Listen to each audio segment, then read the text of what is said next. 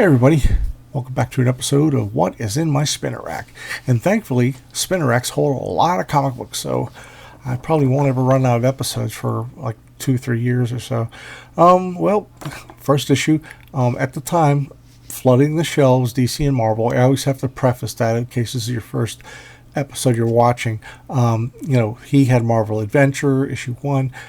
Thor had Marvel Spectacular, and they all... Some of them lasted half a year and some of them continued. So this story starts right off, getting right into the action with a new footnote at the bottom that says, "It happened in giant size Marvel Triple Action number 2, as if you didn't know. Straightforward Stan." And that, I love that, and the shape on that owl thing. It actually looks, as dumb as the concept is, it looks kind of ominous. That ominous owl machine. Well, you got your soap opera here with Foggy and Karen.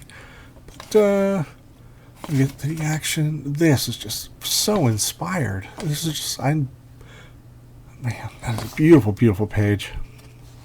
And one of those famous Gene Colan pages where he hogs the whole page with something that could have been done probably in a quarter of the space. And that's because he tended to do like half the issue and then realize he has like 4 pages left and he would cram the rest into the last, and the panels get smaller and smaller. But if you know it, then you don't get bugged about it. Or even, actually, I never thought about it till I read it in like, what is it, one of those Tomorrow's books. The Mangler. He's like, I'm tough. So he gets sucked away. Why? Well, also this one guy, the dancer, kind of like Fancy Dan and the Cobra mixed together, I guess. And he gets sucked away, and then it is the brain. So they're all next to this android, and he's going to get the best of the 3 of them. Hopefully, no peanut allergies attack. So got the soap opera stuff going on, which actually, I don't mind that. Excuse me a second. I hit the cough button. See.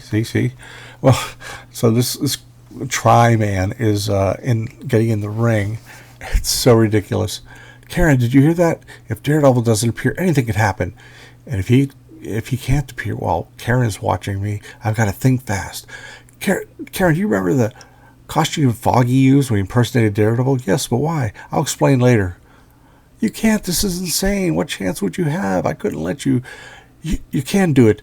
He's basically going to kill time till the real Daredevil comes. And it's so friggin' absurd. I mean, there's a good era where Stan and Gene kind of really went just totally nuts. And because it was comics. Oh, that's amazing stuff there. Good old Gene. I got an Iron Man sketch commission from him back in the 90s. That is friggin' amazing. Love that. And, let's continue next issue. Like everything else.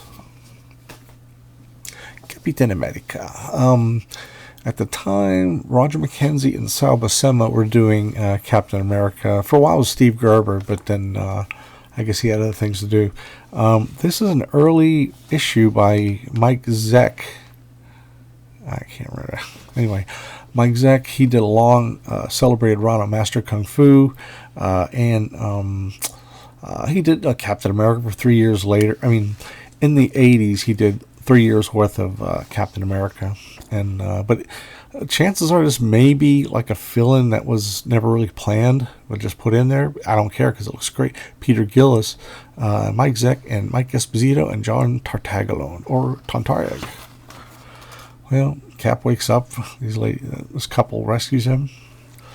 Looks in the mirror. My face. That's not my face. Must be some explanation. And he doesn't remember anything. The Avengers number, their access code, all blank. So he shows up at Avengers Mansion. Beast is doing his thing. And nice little bounce off the wall there. He just can't figure what's going on. And Iron Man says, maybe I can shed a little light on your new look, Cap. Yeah, what are you doing? The features that made of extremely advanced plastic. The closest thing to existence. Pretty neat stuff. There's some Jack Davis art there. Whew. And so, he tries to find out every lead. And I love it. Dr. Faustus says, "No, fool. Dr. Faustus, not responsible, but I envy whoever is. Someone is driving you mad, Captain, and it seems he's doing an excellent job." And I love that because he tried that shit on Cap quite a few times, as did the Red Skull and stuff like that. Everyone just came out. I was like, I almost bought it. I'm like, I gotta cut a comic up. I'm going to do that. I learned my lesson from those Marvel value stamps. Well, it turns out he had this fake disguise on to go undercover, and there's a tarantula and Senor Surret. I'm sorry if I mispronounce it. I apologize. But he was from Power Man, and I thought that was a neat little team up there. And the art's just really, really great, and the action is well choreographed. And there's another beauty. So, excellent. I'm not going to spoil it, but good stuff. Now, I'm going to jump to John Targitt, Man Stalker. I have to repeat what I've said a million times over. With Atlas Comics, I never saw one on the racks ever. And, however, I found a lot of them in these quasi, not really legal, polybagged, like 3 issues for 30 cents, whereas one comic cost 25 cents. You would get 3 comics, some without a cover, some with just the top cut off, and because the retailers, not just retailers, the drugstores, everybody who's selling comics, they kind of underhanded. They're supposed to return the covers and such to prove that they made a sale, so, and that they wouldn't be responsible for the money anyway. So what they did a lot of, they just sliced the logo off, and it would show up in these bags. There'd be a Marvel and a DC and something odd like this. But this is like, I'll do an episode on Atlas, I promise. Rich Buckler doing his thing. Height of his career, the mid-70s. He was doing everybody's covers practically. Now this, I just fell in love with that. Well, again, I like the simplicity of costume. I like it as a helmet. The credits are a little confusing. Okay, Jerry Conway, writer. Myers, Lieber, Kupperberg, and Nostrand. And Nostrand, he just, I can't think of his first name, but it's not important. I'm thinking Alan Kupperberg was assisting somebody, because I don't remember him really being in books that much until like What If and some other stuff that came out a year later. But the coloring is great. That's very simple there. It's almost like a Steve Ditko grid page. I like the colors are being used. It's simple, but Professor Death. And, this meeting. Everybody yapping what's going on. Ooh, 1,001 free gifts. Well, he's not feeling that great. It's like, cop's a cop, even in a nutty costume. Clang. And turns out that waitress / cook at the diner was also an agent, secret agent. So I'm just going to jump. Oh, they talk about Professor Death's origin. I like they did it black and white. And I love that it's a helmet. It has like a cut at the bottom, and it has sort of like semi-Spider-Man eyes, but not quite. But the inks are just magnificent. Howard Nostrand, I think, is his name. He makes a book that could have been very pedestrian into something real eye-catching. And there's the Atlas Fantasy Shop. Ugh. So he breaks out. Supposedly he got some super strength somehow. I feel powerful. Mm-hmm. And the rats will go down with the ship, so he's gotten really powerful. The Man Stalker is born. This is issue 3. The previous 2 issues, John Targitt was a plainclothes policeman, and so by the 3rd issue of every book that Atlas did, they changed it all to more superheroic stuff. Come on, jag off. There, okay. And I love that. Okay, now we got the Flash. This cover really intrigued me, and I must have had all the Marvels at the time, all the Marvel comics that I personally collect. I didn't get all of them, but I usually bought Marvel, and so this was available. And Rich Buckler, I know him. Jack Abel, I know him. And in this period, what's interesting is DC went back to like the Silver Age for this kind of story, and it's pretty neat that way. Okay. And it's done in one, and turns out Elongated Man was changing his face because he's going undercover. I don't know why he just doesn't turn into a piece of furniture like Plastic Man does. But see, even the running and everything, it's gone back to the Carmen Infantino. And I think Frank McLaughlin is the inker. I love his stuff. He's one of those unsung heroes of comics inking. Really, really sharp stuff. I showed that before. This guy's called the Molder.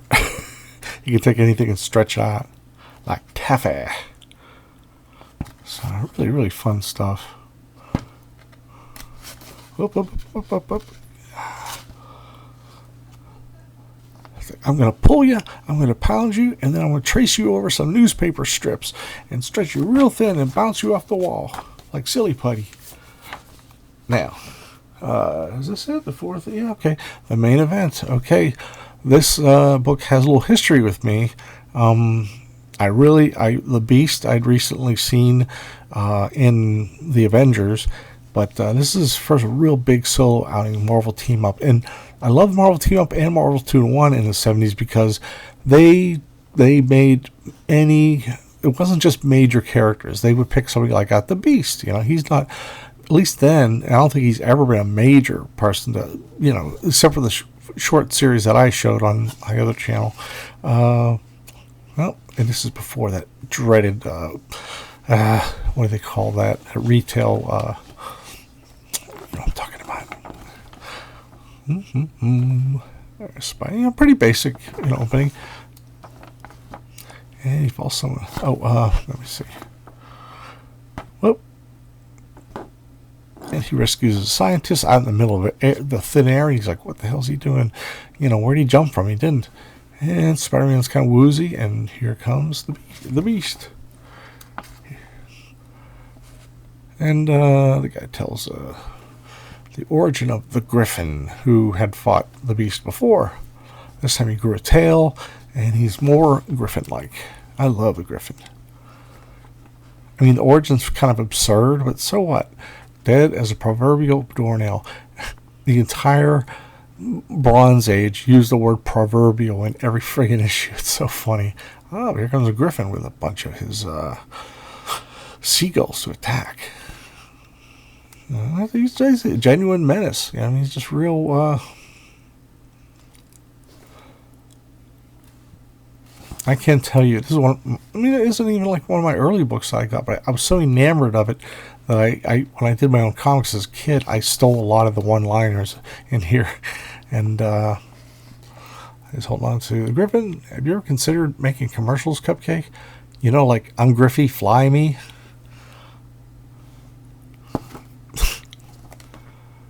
Hey, no fair. You don't see me using my tail, do you? So he knocks him down. No applause, folks. Just throw money. Admit it, world. Aren't I more fun in the circus? And the commuters are all packed up. And they do the classic Salva Sema play, which works for me every time. And plow. They plowed him. Yeah, plow. Okay. And I love their poses right here. Like Spider-Man and Beast are both like holding on. It's just a substantial. You could feel the weight. They're not just floating. And this whole one goes, just a moment, officers. And she just gets real snooty. And Spidey sticks her with. He does typical like F you.